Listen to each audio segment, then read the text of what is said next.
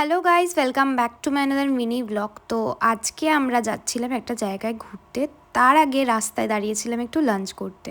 তো লাঞ্চ করার পরে আমরা পৌঁছে গেছি ফাইনালি আমাদের ডেস্টিনেশনে, নাটাবেড়ের কাটা সাহেবের নীলকুঠির। লোকেশনটার নাম হচ্ছে গোবরডাঙ্গা। তোমরা চাইলে একদিনের জন্য যেতেই পারো এখানে ঘুরতে।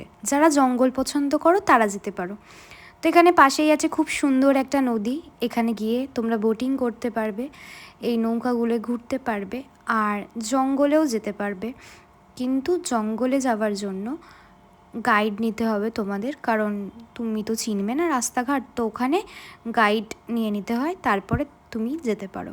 আর এখানে কিছু কিছু বোট এমনও থাকে যেগুলো তোমরা নিজেরাও চালিয়ে ঘুরতে পারবে। খুবই সুন্দর শান্ত পরিবেশ। তোমরা চাইলে একদিনের জন্য যেতেই পারো। দেখে বুঝতেই পারছো কতটা সুন্দর আর শান্তময় জায়গা। তো নদীর ধারে ঘোরার পরে আমরা চলে গেছিলাম নীল সাহেবের কুটির দেখতে।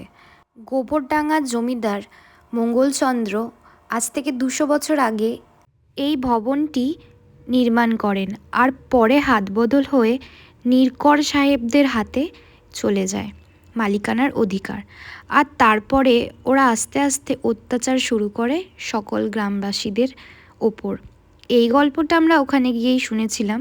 তোমরা ওখানে গেলে ওখানকার লোকালসদের থেকে শুনতে পারবে। যাই হোক, আজকের ব্লগটা এখানেই শেষ করছি।